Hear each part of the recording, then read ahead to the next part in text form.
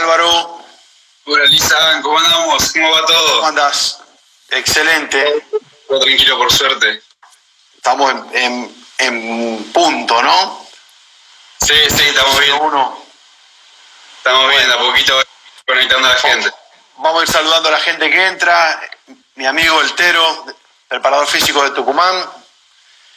Gerardo Maiden Tatú, de Río Gallegos. Bueno, a los que voy conociendo los vamos saludando. Buenísimo. ¿Cómo te trata acá la cuarentena? Excelente. Aprovechando el tiempo para hacer lo que se puede hacer y sin pensar en aquello que no se puede hacer. Hola, Miguelito, mi amigo. El otro día te escuchaba con Iván y cuando mencionabas que este momento era para vos magnífico, que lo estabas llevando de 10, me hizo como un clic en la cabeza y dije, tiene razón, hay que verlo de esta forma para saber sobrellevarlo, aceptar que no queda otra. Sin dudas. Mira, la primera aproximación para... No podemos transformar la realidad sin comprenderla. Es decir, primero saludos a los que me saludan desde Colombia. Lo primero que tenemos que hacer es comprender la realidad. A partir de comprender la realidad, creo que podemos transformarla y podemos elegir, y creo que ser feliz siempre es una elección. Es una elección, que después requiere trabajo. Hola Carla, que después requiere mucho trabajo porque no alcanza simplemente con elegir, sino que hay que esforzarse mucho, pero uno siempre va a tener razones para preocuparse, para angustiarse, y al mismo tiempo siempre va a tener, hola Tincho, siempre va a haber razones válidas para ser feliz, porque no solo uno tiene que estar bien para sí mismo, que ya es demasiado, sino que uno siempre tiene mucha gente que lo quiere, y la gente que a uno lo quiere ver bien. A partir de ahí hay que salir un poco del egoísmo, de cómo uno está o qué le puede estar pasando a cada uno, y estar bien para el otro también. Yo quiero estar bien para que mi mamá me vea bien, para que mis hermanas me vean bien, mi hijo fundamentalmente me vea bien, para presentarme bien ante mis amigos y tirarles buena onda, buena energía, y para adelante. Coincido, es muy importante esa parte de aportar desde nosotros una buena mirada o tal vez un buen estado de ánimo para buscar o ayudar al otro, o que siga él también de la misma forma. Si uno está bien y el otro está mal, siempre se tira que el otro esté mal en vez de que los dos estén bien. Así que el otro día perdón que te interrumpí, pero el otro día charlando con un chico que es especialista en marketing y demás, y dicen que ellos desde las neuronas espejo hay investigaciones también que la sonrisa es contagiosa. La sonrisa y la risa es contagiosa. Entonces, es decir, ver un rostro alegre, ver que sea sincero, por supuesto, porque nada que sea impostado, nada que sea una pose, nada que sea natural, nosotros no nos vamos a dar cuenta. Pero cuando uno se convence interiormente y transmite eso, el otro lo capta de buena manera. Yo creo mucho en las miradas de la gente, creo mucho en la sonrisa de la gente que se ríe de forma espontánea, y me gusta mucho eso. Y creo que las veces que no elegí o que no me di cuenta de que estaba en mi poder, las veces que no me di cuenta que estaba en mi poder elegir la felicidad, de alguna manera fui egoísta, porque en ese momento estaba solo pensando en mí y no estaba pensando en la gente que me quiere y que me quiere bien. el que te quiere bien. O sea, tus amigos, tu familia, la gente que te aprecia quiere verte bien, se pone bien cuando te ve bien y se preocupa cuando te ve mal. Entonces, no hay que trasladar las preocupaciones y eso se vuelve un círculo virtuoso, ¿no? O sea, lo positivo se retroalimenta e interretroactúa con lo positivo y lo contrario con lo negativo. O sea, uno cuando está mal y cuando elige estar mal, siempre va a encontrar razones, se va a encontrar con personas iguales. Bueno, uno atrae, por supuesto, lo bueno y todo lo malo según como uno esté. Es así, coincido totalmente. El tema de la cuarentena, a mí al principio, como te comentaba, me había tirado muy abajo, había iniciado un montón de proyectos, un montón de cosas y nada, fueron un mes que duró y justo pasó esto y como que el nivel anímico era obviamente bajo. Vi la oportunidad de iniciar con esto, la oportunidad de acercar a la gente profesionales, que escuche de ellos, aprenda. Y ahora todos los días es estudiar, es leer para la hora de estar hablando, por ejemplo, estar hablando con vos, que cuando menciones un término, entenderlo, comprenderlo. Yo todavía no arranqué el profesorado, voy a arrancar el año que viene, entonces hay un montón de cosas que me gustaría ir ya aprendiendo para estar preparado. Y más que nada este tema de las charlas también facilita esto. Y cuando decidí iniciar esto, fue un cambio distinto, me lo han dicho mis propios familiares a la hora de comunicar. Cuando me comuniqué con vos, la alegría que tenía cuando me diste el ok era inmensa y mi viejo también, me preguntaban, esperaba hasta último momento, hoy en la mañana, que Iván subiera la charla de YouTube, la tuya, para poder mostrársela a mi vieja y decirle, voy a estar hablando con ellos. y bueno, se traslada un poquito y ven el buen humor que cambió, obviamente, que cambió a como fue al principio de la cuarentena. Bueno, a mí, Álvaro, no hay nada que me produzca mayor alegría, mayor felicidad que producir esto en las demás personas. Porque yo siempre que veo a alguien que está empezando, genero empatía a través de recordarme yo cuando estaba empezando. Es decir, yo me veo totalmente identificado con aquellos chicos que tienen toda la ilusión, todos los sueños, toda la fuerza que tienen ustedes los jóvenes, que con el tiempo es muy difícil mantenerla y hay que mantenerla, por esto que decíamos de que uno elige ser feliz y para continuar en ese trabajo de ser feliz, uno tiene que trabajar para mantener las motivaciones, pero cuando uno está a tu edad, está todo por hacer. Y con respecto a eso, te voy a decir una frase hermosa que yo encontré en la Universidad de Porto, en la Facultad de Deportes. Cuando vos entrás, y están en mis historias, en mis posteos de fotos, cuando vos entrás a la Facultad de Deportes, Facultad de Deportes de la Universidad de Porto, vos entrás y ves unas grandes vidrieras que dicen, todo tiene lugar donde nada existe. Es decir, que ahí el principiante siempre tiene una ventaja, ¿sí? Y voy a recomendar un libro que me fascinó cuando lo leí allá por el 2007, se llama Mente Zen, Mente de Principiante. El autor es un japonés de apellido Murakami. Y habla de esto justamente, que el principiante siempre tiene la ventaja, en comparación con el especialista, de maravillarse por todo. Es decir, yo soy hincha de River. La primera vez que yo fui a la cancha de River, la emoción que tenía, yo no podía creer, nunca en mi vida había visto un estadio tan grande, nunca había visto algo tan maravilloso. Y después, cuando fui repetidas veces, de alguna manera fui perdiendo ese encantamiento que tuve cuando fui principiante.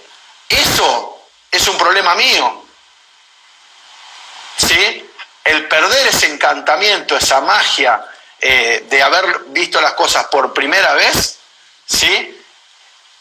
Es justamente algo que yo estoy perdiendo. Entonces, digo, como como especialista, entre comillas, de algo, nunca tengo que abandonar la mente de principiante. ¿Sí? Mente zen, mente de principiante. Y yo caigo al libro ese a partir de haber leído primero Canastas Sagradas, que es un libro de Phil Jackson, que me fascinó también, y así ves como de alguna manera todo se va ramificando y te va yendo por este árbol que es el conocimiento y que se ramifican muchas cosas y uno puede derivar desde el deporte, por ejemplo, a una filosofía zen. Eso es lo maravilloso del conocimiento, que te va yendo por las ramas en el buen sentido. Coincido, la verdad que es muy lindo el saber. Mi etapa en el secundario no fue mala, buen promedio, pero siempre iba con lo que había aprendido en clase y lectura muy poco. No había algo que me llamara la atención en una materia específica, la verdad no había algo que me atrayera. Y en el último año de secundario decidí arrancar un curso personal trainer, decidí meterme ahí, después un par de cursos en Buenos Aires, en Rosario, y eso yo lo agarraba todos los días, y era todos los días leer lo que había hecho hace una semana, leer, aprenderlo. Hoy en día me pasa lo mismo, anatomía, fisiología, arrancar por eso y después ya ir llevándome a fisiología aplicada al deporte o a anatomía funcional, ir bien estructurado, no pasar desde un libro de Michael Boyle sin entender nada de anatomía o fisiología. Entonces es ir de a poco. Tengo un montón de PDF, otros profesionales me han pasado. Tengo para leer aproximadamente libros que me han podido pasar alrededor de 40, 50. Tengo todo el PDF y bueno, voy de a poco adquiriendo el mayor conocimiento posible desde las charlas, desde post. Y bueno, como te digo, a tratar de acercarme un poco. Obviamente me falta muchísimo, pero de acercarme un poco al conocimiento que tienen las personas que sigo, como sos vos. Y nada, y a la hora de una charla, obviamente tu conocimiento es mayor, y buscar aprender y buscar ya ir conociendo distintos términos, distintas palabras, y que sea algo un poco más fácil. Sí, bueno, te voy a decir, volviendo al tema de la ventaja del principiante, nada más lindo que cuando uno emprende un nuevo camino y tiene todo por conocer y no conoce nada todavía, porque también va pasando, y es una realidad, que por ejemplo, hablando específicamente del deporte, no es infinito el material, ¿sí? No es infinito el conocimiento. Entonces uno llega a un punto en el cual tiene que empezar a buscar en otras ciencias, en otros deportes, en otras disciplinas, en otros conocimientos, como para poder nutrirse en eso que es su especialidad. Y en mi caso particular, yo no pretendo formar a nadie.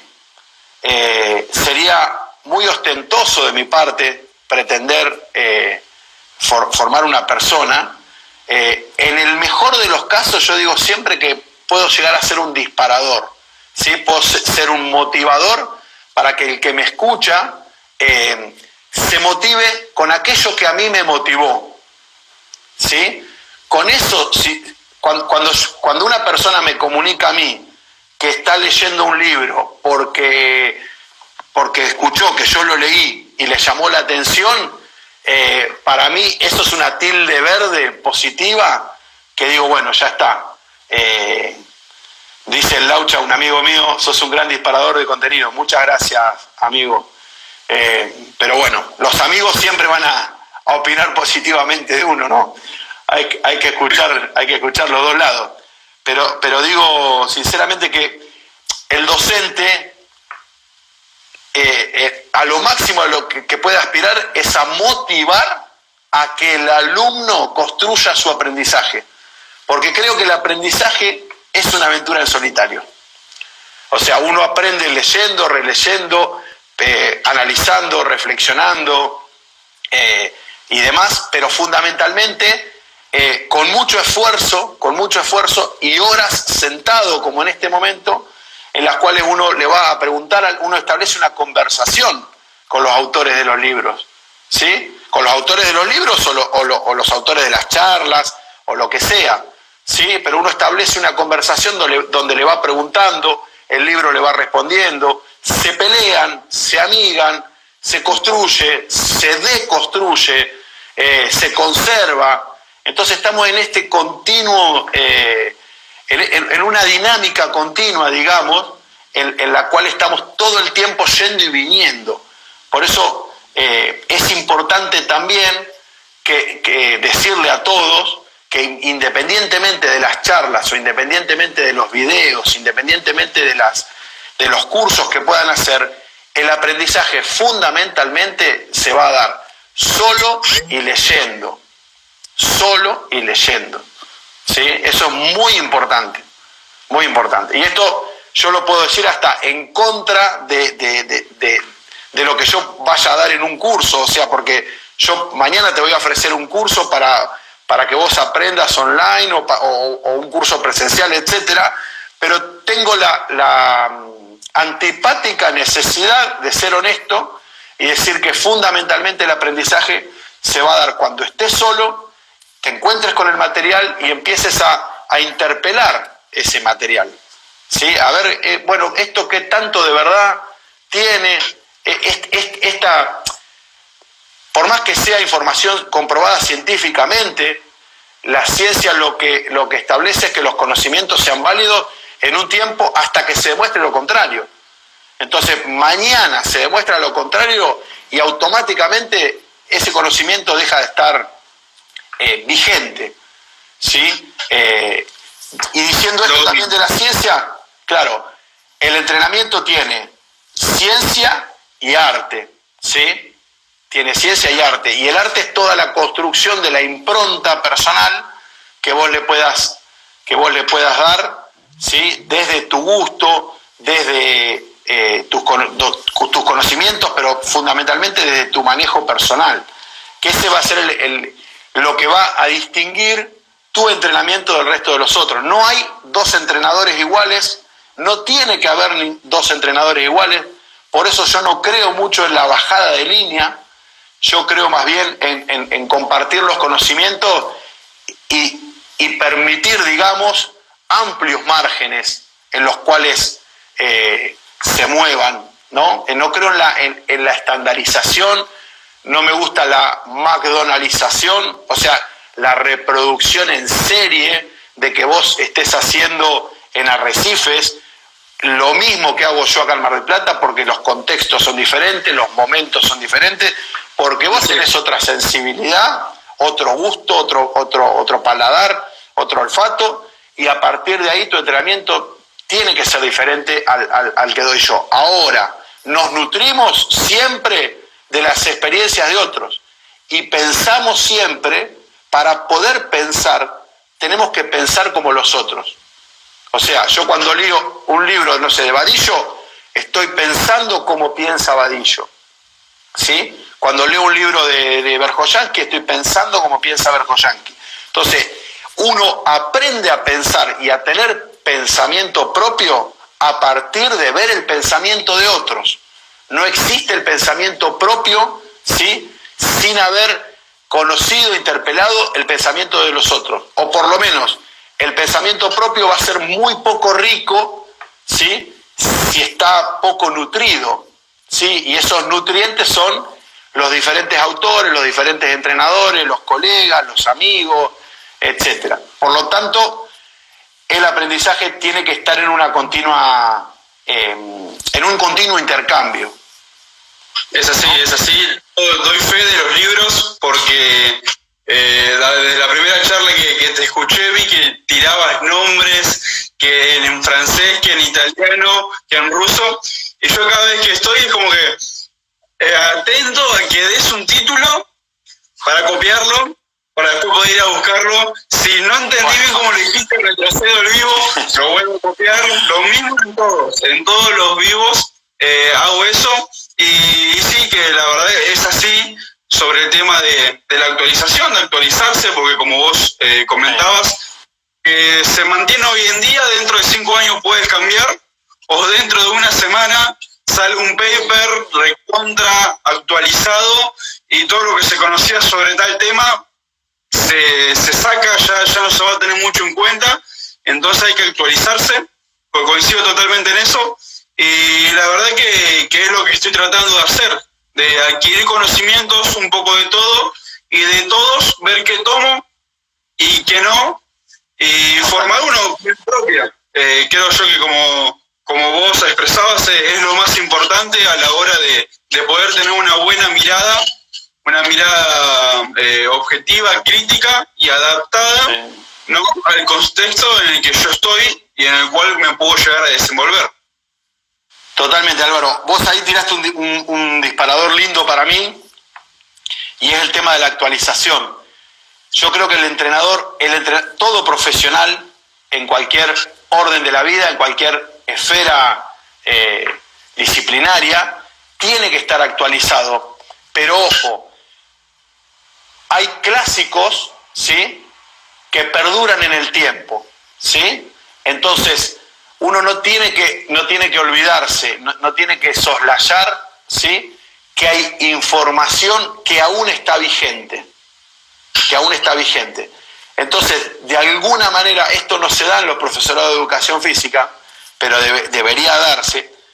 Para mí, estaría buenísimo que haya una cátedra que se llame Historia de la Teoría y Metodología del Entrenamiento Deportivo, para que vos puedas, desde los años 50, ¿sí?, o después de la Segunda Guerra Mundial, 45, 46, para acá empezar a ver el porqué y el para qué de todos los cambios y cómo se fueron dando. Entonces, quiero decir, ojo, porque quizás tomamos como actuales, ¿sí?, o tomamos como una actualización cosas que desconocemos. Entonces, para hablar de actualización, deberíamos conocer todo, ¿sí? O sea, de nada sirve aquel que está con el último conocimiento sin haber conocido y comprendido todos los conocimientos precedentes. Entonces es muy importante volver a las fuentes. Esto creo yo en todos los órdenes, ¿sí? Nosotros en educación física, por ejemplo, y en la cátedra de entrenamiento deportivo, no estudiamos autores, sino que estudiamos una temática, ¿sí?, y a partir de esa temática vemos que dicen 3, 4, 5, 10 autores y listo. A mí me gustaría, ¿sí?, en un futuro, que se estudien a los grandes autores. Cuando vos vas a estudiar, vos no podés estudiar filosofía hoy, ¿sí?, sin estudiar a Platón, a Aristóteles, a Sócrates, a Heráclito, a Séneca, etc. ¿Sí? ¿Por qué? Porque los problemas que planteaban estos griegos hace 2500 años siguen vigentes, y no hay respuestas definitivas a esos problemas, ¿sí? En el entrenamiento deportivo, digamos, el entrenamiento no tiene 2500 años como la filosofía, tiene 70, 80 años el entrenamiento deportivo, pero hay problemas que se han planteado desde los inicios y que aún no tienen una respuesta concluyente, ¿sí?, sino que hay aproximaciones y hay propuestas que hoy tienen un mayor grado de validez, pero no la validez total, ¿sí? Y el conocimiento no es hegemónico, no es que sea, este es el conocimiento válido, solamente este paquete, y todo aquello que no esté dentro de este paquete no vale. Todo lo contrario. En muchos deportes, Álvaro, es algo que los más jóvenes no lo conocen, las marcas en los deportes de tiempo y marca, valga la redundancia, ¿sí?, los registros, vamos a decir bien, los registros en los deportes de tiempo y marca, ¿sí?, son más altos en la década del 80 y del 90 que ahora. Entonces, habría que ver qué métodos de entrenamiento y qué sistema de preparación deportiva tuvieron en esos años que no tienen ahora, o qué factores, porque también el resultado deportivo es multifactorial, no depende de un solo factor. Acá no existe una relación de causa y efecto, hago A y obtengo B, no pasa eso, pues estamos hablando de seres humanos, somos complejos, ¿sí?, no somos simples, a partir de ahí no se puede predecir, ¿sí?, el resultado deportivo. Pero entonces tenemos que volver a ver algunos entrenamientos que quizás hoy no estén tan vigentes, para ver qué es lo que realizaban. Y con esos ojos interpelar todo lo nuevo, ¿sí? Uno tiene que tener una visión crítica con todo. Cada cosa nueva que viene, uno tiene que pasarla por el tamiz, ¿sí? Por el colador, para ver cuánto de verdad, cuánto de aplicabilidad, ¿sí? Cuánto de objetividad y demás tiene ese nuevo conocimiento. Pero por supuesto, volviendo para atrás, a eso vas a poder acceder teniendo un criterio, y ese criterio sí o sí vas a tener que estudiar mucho y leer mucho para poder tener esos conceptos bien claros y establecer esas comparaciones, ¿sí? Todo lo que conocemos, lo conocemos por comparación, ¿sí? Sin comparar no podemos comprender. Entonces, como dice ahí mi amigo Guillermo Castro de Bogotá, un ojo en el pasado y un ojo en el presente, ¿sí? Y si hablamos de tiempo, tenemos que decir que no existe, el pasado ya pasó, el futuro todavía no llegó, y siempre estamos en un eterno presente, continuo y cambiante. Por eso hay que estar todo el tiempo adaptándose y acomodándose, y quizás para ese presente sirven cosas del pasado, ¿sí? Y quizás las tenemos olvidadas. La verdad que es muy importante eso, que coincido totalmente. Ojalá en algún momento se apruebe una materia relacionada a eso. Sería la verdad muy importante poder aprender ya desde el profesorado, ya que hay un montón de cosas que no se tocan, que no se ven, que hay que buscarlo desde otro lado, que ese tema se pueda acceder. Y hablando sobre el tema del pasado, comentarte, justo arranqué a leer libro de Anatomía y Fisiología, ¿sí? De Salim.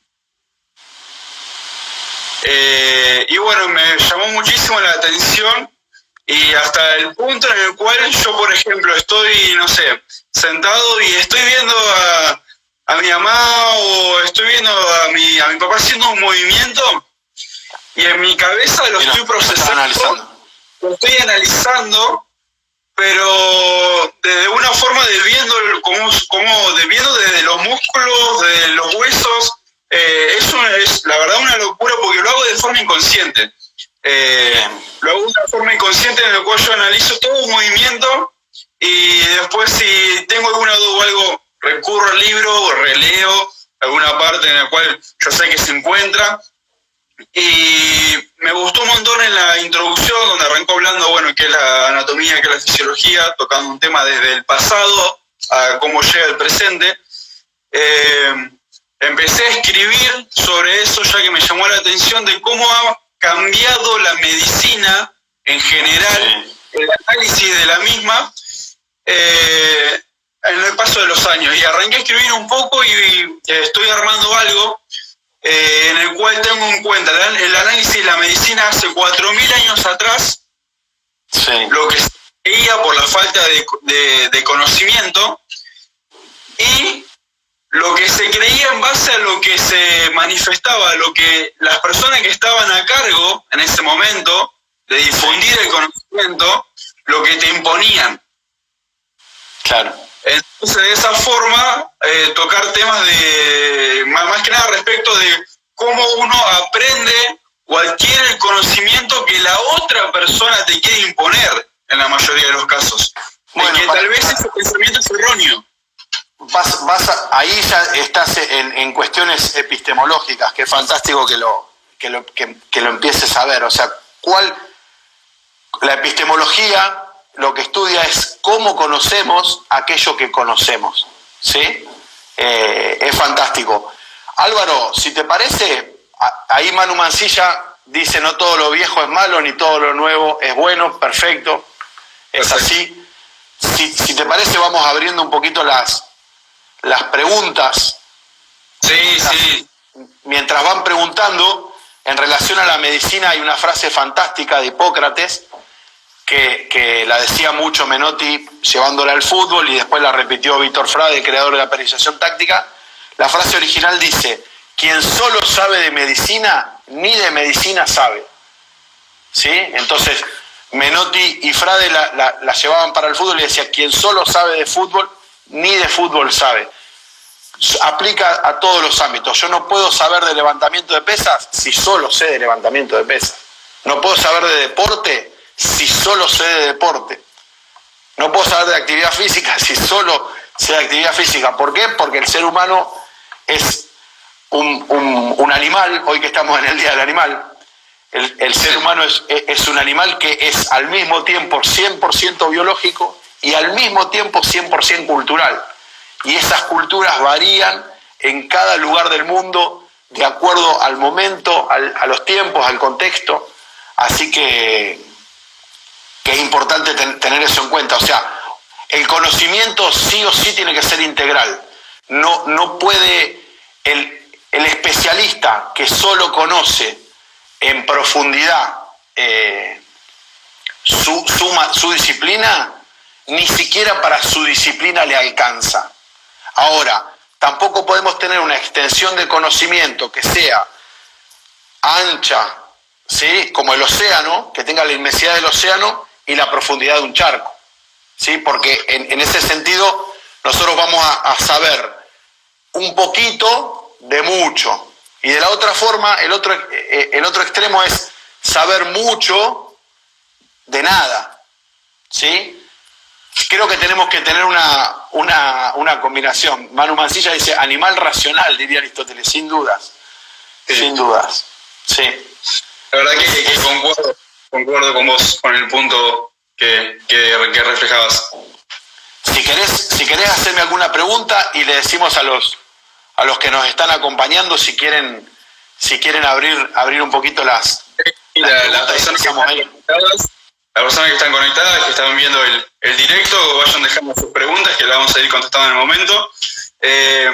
Cuando se acercaba el día, viste, de la charla, siempre me dan un par de preguntas, siempre trato de cosas, y con vos me pasó que dije, voy a ir a preguntarle lo que se me ocurra, cuando él menciona algo le voy a tratar de sacar información, así que lo que me gustaría tocar, una pregunta que me quedó picando muchísimo, es sobre las neuronas espejo. Sí. Que habías hablado. Me gustaría profundizar un poco más, como vos decías, que afecta desde un cansancio que a vos te pasa en un entrenamiento o en plena competencia, el ver realizar la actividad al deportista con un grado, ¿sí? Un grado muy alto de concentración, te cansaba y te fatigaba de la misma forma. Sí. ¿Sí? Justo ahora comenzaba a explicar también que puede afectar en un estado de ánimo. Me gustaría saber... Sí. Me gustaría saber si puede afectar también en el rendimiento. ¿En el rendimiento en qué sentido? Sí, sin dudas. El deporte en conjunto, por ejemplo, un partido importante en el cual tal vez a los 2, 3 mejores jugadores que tienen el equipo les pesa, sí, baja en el rendimiento y eso afecta al resto del equipo. Sí. Sin dudas, sí. Si estamos diciendo que las neuronas espejo perciben, ¿sí?, determinados movimientos, determinados gestos, y que básicamente, o sea, en la corteza motora de quien observa, ¿sí?, se activan los mismos procedimientos, o sea, el mismo sendero neurónico, se producen las mismas sinapsis, la misma actividad, ¿sí?, que si estuviese haciendo, por supuesto que todo lo que veamos motriz se va a reflejar ahí, y para el cerebro es como si el cerebro trabaja igual. Por eso, yo el otro día daba un ejemplo, hoy voy a dar otro, cuando soñamos, porque el cerebro no distingue lo real de la ficción. Y si así no fuese, no podríamos ver cine. ¿Qué sucede cuando yo voy al cine?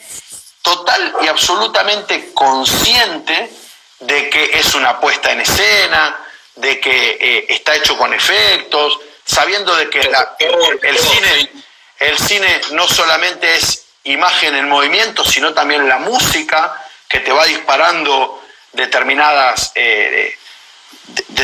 emociones y sentimientos, ¿sí? Sabiendo que está todo armado, yo me emociono, me enojo, o sea, surgen en mí todos los sentimientos y emociones como si fuese algo real, porque el cerebro no distingue lo real de lo imaginario, ¿sí? Y por eso, y esto está comprobado también desde la psicología, ¿sí? Que aquello que nosotros podemos soñar, ¿sí? El cerebro lo va a tomar como vivido. Y no sé si alguna vez te pasó, o algún amigo, pero muchas veces vos soñaste, por ejemplo, antes de un partido o antes de una competencia, que se iban a dar las cosas de cierta manera, y termina pasando. Eso no es que uno sea un profeta, ¿sí? No es que el cerebro sea un profeta que adivina el futuro, sino que el cerebro ya lo vivió, y si ya lo vivió, le es más fácil, ¿sí? Le es más fácil volver a repetir.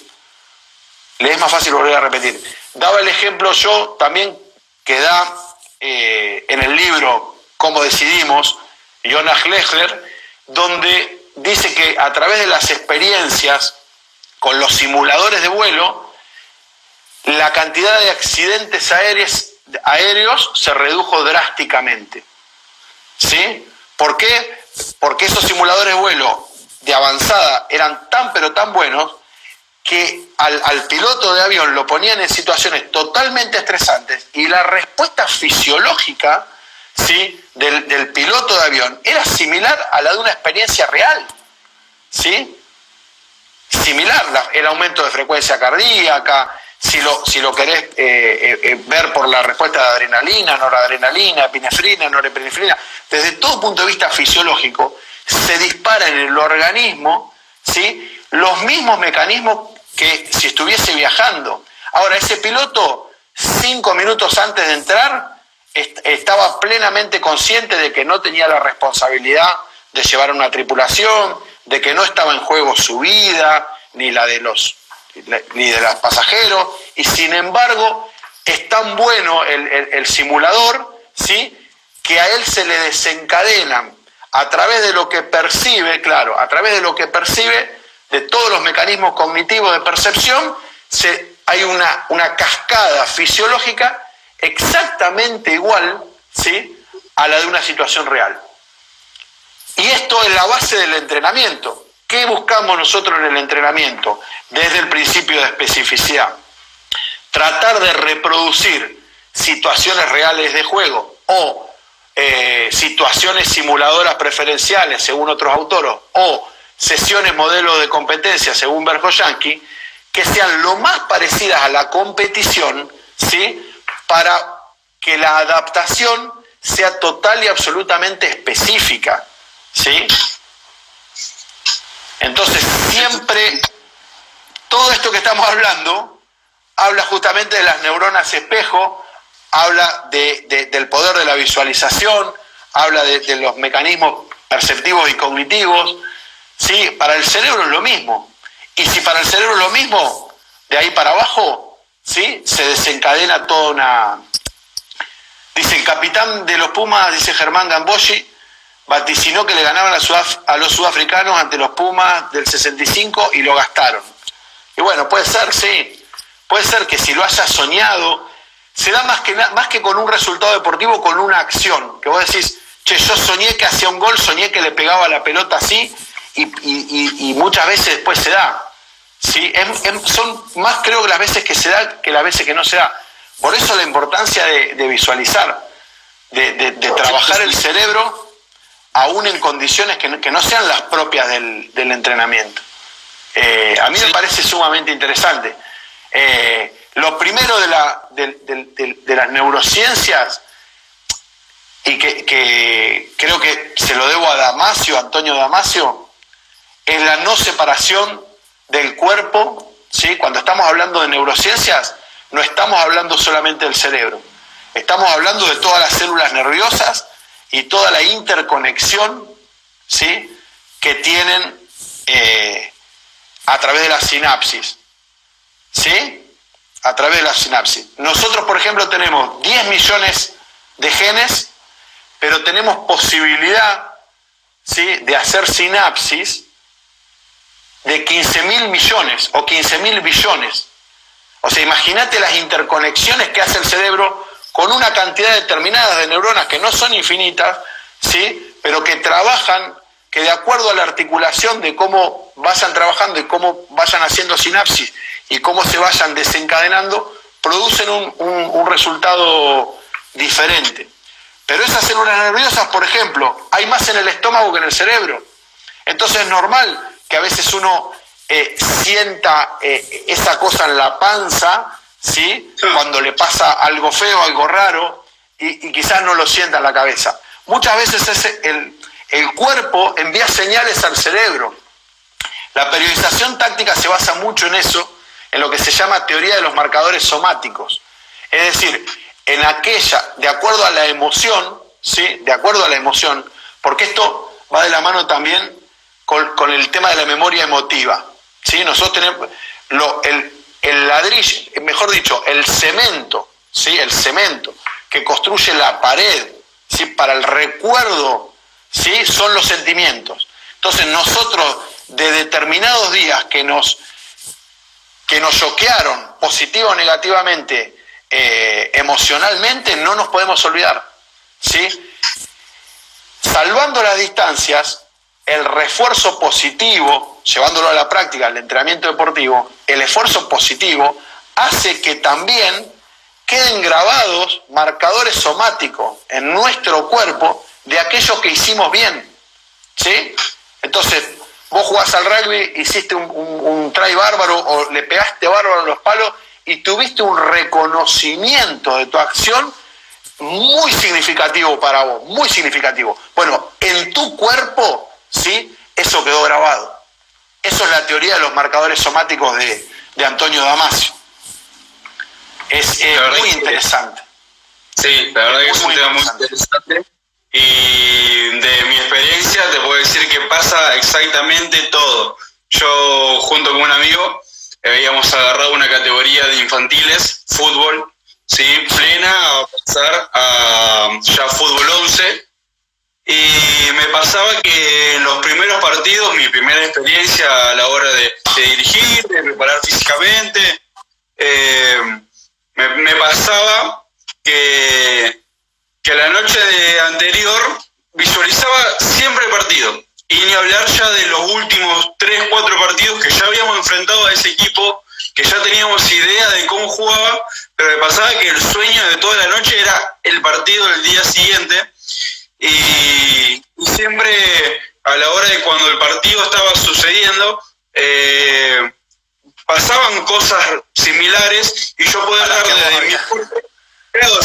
mi parte, che, hay que tener cuidado con esto, vamos a tratar de hacer esto en este momento, y que daba un resultado porque yo ya lo había visualizado, como que yo ya había tenido, como decía, no es una premonición, pero yo ya lo había visto. Y ni hablar del dolor de panza, desde el primer partido hasta el último, antes que el árbitro diera el pitido inicial, no, yo estaba que me moría, siempre siento un dolor en el estómago, se me cierra la garganta. Hasta que no pasan 5 o 10 minutos, estoy muy centrado, muy concentrado, y me pasa eso. Trato siempre de no manifestarlo y actuar normal a la hora de entrar en calor, con los chicos más que nada, porque son chicos, de no manifestarlo, pero me pasa siempre de vivirlo de una manera como si estuviera haciendo yo, como si estuviera jugando yo, como si estuviera haciendo yo tal vez un ejercicio, de vivirlo en carne propia. Sí, yo creo que es algo que le pasa a todos los entrenadores, profes o preparadores físicos que están comprometidos con la tarea desde su plena atención, ¿no? O sea, ¿qué es la concentración? La concentración es centrar la atención. Entonces, si vos estás totalmente con la atención centrada, focalizada, estás concentrado, bueno, estás totalmente presente en el aquí y ahora y estás viendo esos movimientos, bueno, tu cerebro está trabajando, especialmente, como digo, la corteza motora está haciendo de la misma forma que si él lo estuviera haciendo. Entonces es muy importante justamente tener ese compromiso. Ahí me dice mi amigo Bruno Beatini, Dice, hoy es muy difícil encontrar chicos que sueñen y visualicen porque viven una realidad virtual a través del celular. Yo creo que sí, que hoy es difícil, pero no me imagino, Bruno, que los chicos hoy no sigan teniendo sueños, no sigan teniendo metas, no sigan teniendo objetivos, anhelos, fines. Yo me imagino que sí, que el chico que ve un deporte y ve el deporte profesional, el gran deporte, digo, el deporte de alto rendimiento, se visualiza estando ahí, quiere estar ahí, habrá chicos que no, pero siempre hay chicos y esos son los que llegan. O sea, independientemente de las condiciones iniciales, ¿sí? Aquellos que llegan son aquellos que lo desean más. ¿Sí? No digo que todos los que no lleguen lo desearon menos. Pero aquellos que están en el deporte de alto rendimiento realmente tienen que tener una capacidad de soportar y una resiliencia, que es la capacidad de levantarte después de los fracasos, ¿sí? La capacidad de dar vuelta rápido la página, muy superior a los otros, ¿sí? Yo anoche escuchaba a un periodista hablar de un concepto en psicología que se llama impotencia aprendida, ¿sí? Que esto primero se demostró en animales y después en seres humanos. Ante la adversidad hay animales y hay hombres que claudican, ¿sí? Y hay otros que perseveran, que persisten. Bueno, son estos últimos los que van para adelante en cualquier orden de la vida, ¿no? Como así también, si uno desde la propuesta pedagógica está continuamente poniéndole situaciones límites, ¿sí? Las cuales el chico no las puede resolver, bueno, uno está enseñando la impotencia, ¿sí? Está enseñando la desesperanza.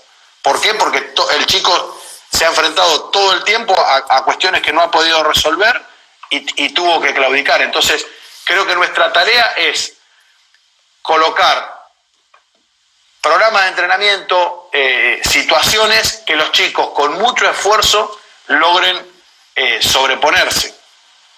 Si eso es clave, para vos que estás empezando en esto, si la tarea es tan exigente que la mayoría no la resuelve, estuvo mal planificada, ¿sí? Eso es muy importante. Nunca vamos a formar a nadie exitoso fracasando todo el tiempo. O sea, vamos a formar una persona exitosa si nosotros le damos pequeñas dosis de éxito en cada uno de esos pasos. Y siempre tiene que estar el refuerzo positivo. Porque como decía Frade, todos tenemos costilla de gato, ¿sí? Costella de gato, decía Víctor Frade. ¿Qué quiere decir costilla de gato? A todos nos gusta que nos acaricien, ¿sí? A todos nos gusta el reconocimiento. Todo lo que hacemos, lo hacemos en búsqueda de reconocimiento, en reconocimiento de algún tipo. Quien diga que no, miente, ¿sí?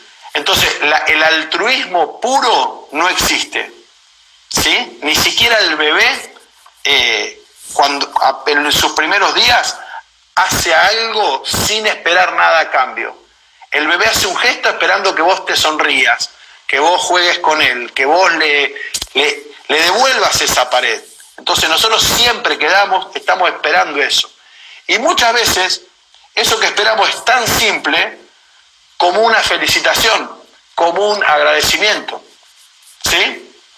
Que conforme uno va creciendo, a algunas personas les cuesta más reconocer que admiran, reconocer que aprendieron del otro, porque piensan en su inconsciente que eso los va a hacer menos.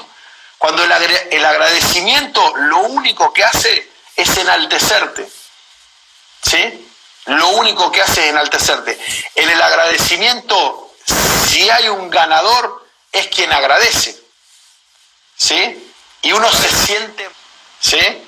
Por eso la importancia de agradecer todo el tiempo cuando el otro te presta su tiempo, cuando el otro comparte algo con vos. Con eso alcanza y sobra, nunca puede faltar eso. O sea, es fundamental el tema del refuerzo positivo y darle significado, darle valor. No puede dar lo mismo blanco que negro, 8 que 88. Si da lo mismo, el chico dice, o el deportista, bueno, vale lo mismo hacerlo bien que hacerlo mal, llegar tarde que llegar puntual, tener asistencia perfecta que venir de vez en cuando. Entonces nosotros siempre tenemos que marcar eso, ¿sí? No necesariamente con castigo, pero sí con premios. Tiene que haber premio, no puede dar lo mismo. Aquel que se esmera y persevera tiene que ser reconocido,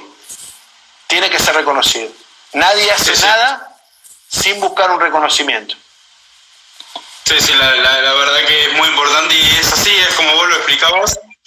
Me pasaba con el grupo de estos chicos que tenía junto con mi amigo, y siempre buscábamos eso, el reconocimiento hacia el chico que iba a todas las prácticas, que vos veías estaban 10 minutos antes, nada, que no había una falta de respeto, no te digo en un extremo, pero sí en el sentido de, bueno, vamos a trabajar esto, el fútbol vamos a hacer, ¿sí?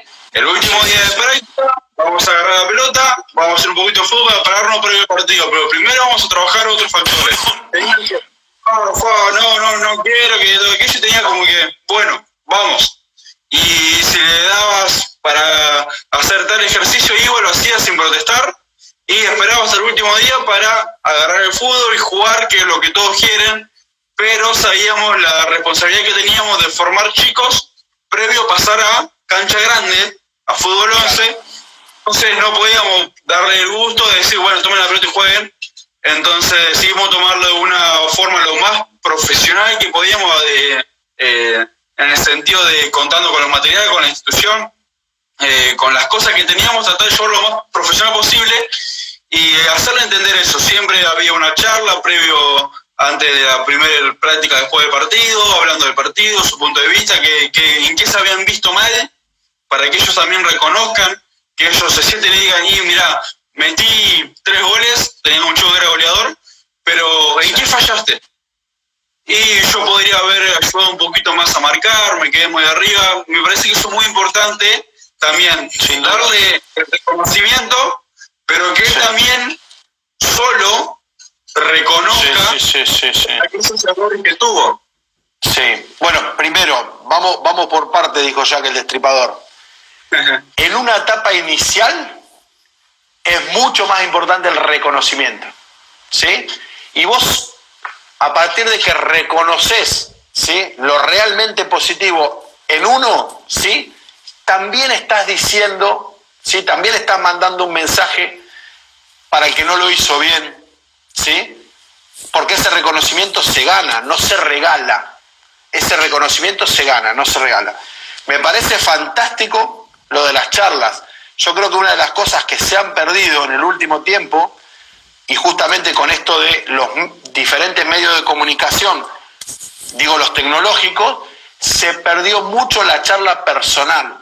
Y dedicarle un tiempo, ¿sí?, con los chicos o con una primera división a hablar, ¿sí?, a tener una charla en vivo, en directo, ¿sí?, en un mismo espacio, en la cual se abra el juego y cualquiera pueda decir lo que quiera, me parece fantástico.